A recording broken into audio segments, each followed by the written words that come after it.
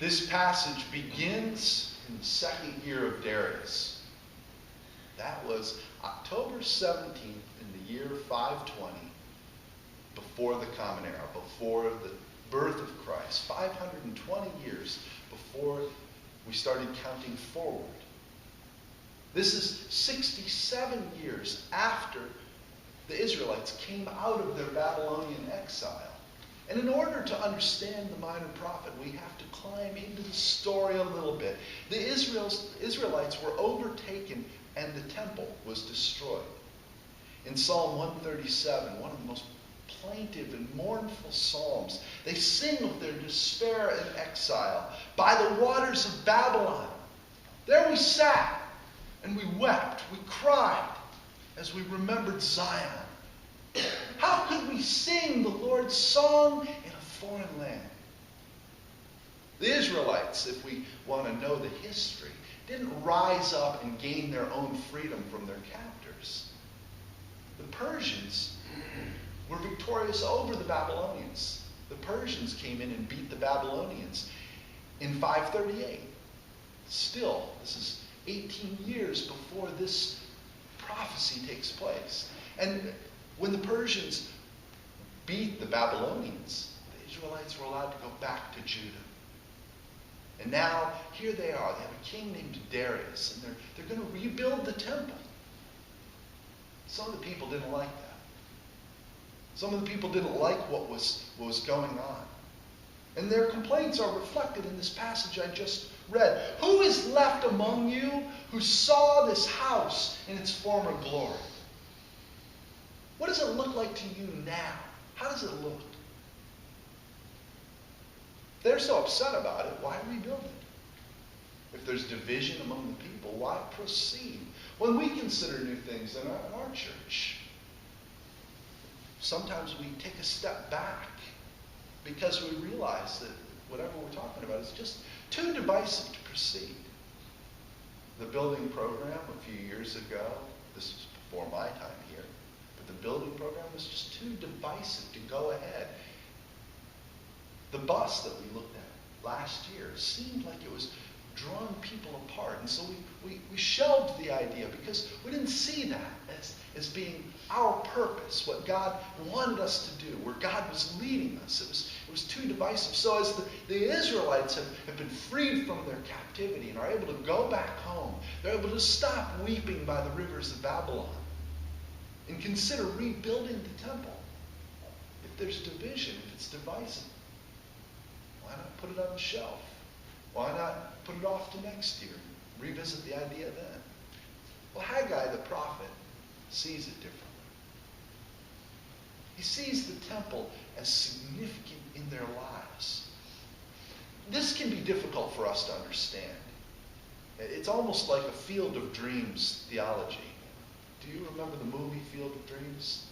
The whisper, if you build it, they will come. Coming out of the cornfield. And then he builds the baseball diamond out of the cornfield. The players come. What a beautiful movie.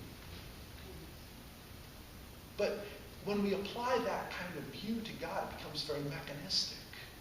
We do something, and God does something else. But that's not the way this is set up. This prophecy isn't relating an action to a specific blessing.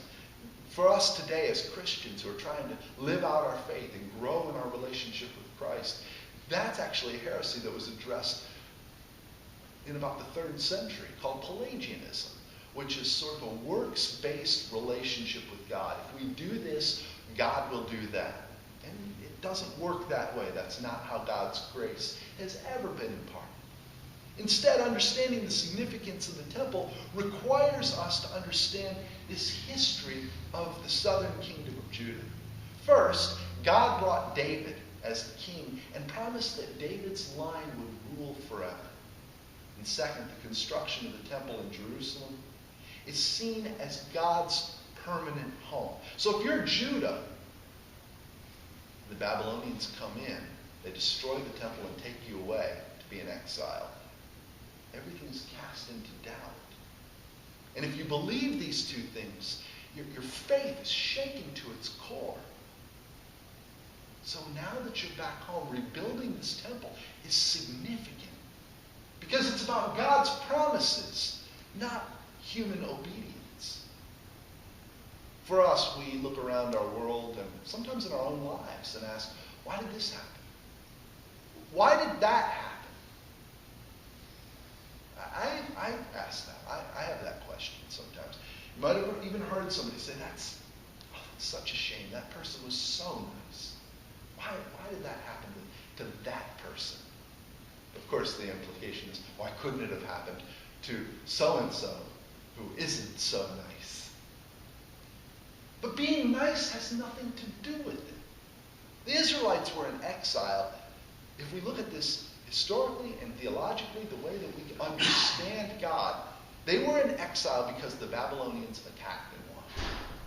They were in exile because the Babylonians attacked and won. God made humanity, people, free to make choices, free to make decisions. And so even though God would have not likely led the Babylonians to attack the Israelites, they decided to do that. The Babylonians had the freedom to make that decision. God doesn't likely lead anyone to act out in violence. But the Babylonians attacked Israel and won. God's promise when that happened wasn't broken or reduced. Today, the same divine love applies to us. Just because something bad happens doesn't mean God loves us any less. As a matter of fact, when bad things happen, it is a reminder that we are alive and engaged in life. Life has wonderful moments of ecstatic, pure joy. Beautiful moments. There's no greater joy than the birth of a newborn, healthy baby. Seeing that baby and seeing the parent's face, looking at that child. But life also has some of the most horrible moments, some of the most awful, awful moments. I saw this recently when my sister-in-law's brand new baby boy died. He was born very prematurely. And the poor little guy, Colin, never stood a chance. The pain was real. The pain was profound for her and for her husband. They knew a kind of despair in that moment that I can't imagine.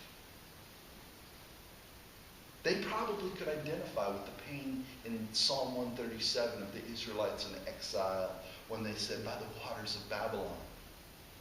There they sat and there they cried. I'm sure they thought, how can we sing the Lord's song in this foreign land where they were in their grief? There's a minister named Bruce Steelman. He's passed away now, but he once had a man come into his office. The man offered him $1,000 if Bruce could take away the man's problems. The man said to Bruce, if you will help me get over my anxieties, my fears, my doubts, and my challenges, the challenges I'd like to avoid, I will give you $1,000. This was many, many years ago, so $1,000 was really worth a lot more in those days, and Bruce's response was, I'm enough of a Presbyterian to immediately start paying attention. My response in hearing it was, I'm enough of a Baptist to have immediately tuned in if someone said that to me. But then he told the man, would you like to be rid of all the difficulties you face? All of the problems that are yours? All of the traumas that confront you? Would you like to be beyond all of those things? And the man said, yes. And so Bruce said to him, here's what you do. They were in Pittsburgh. Go get in your car. Drive 5 blocks straight ahead to Glendale Avenue. Turn right. And go 11 blocks south. When you get about 11 blocks south, you'll notice on the right-hand side of the road, high fences. Drive down along those fences until you get to the gate and turn into the gate. You will now be in Forest Lawn Cemetery. There are 52,000 people there. And none of them have any problems.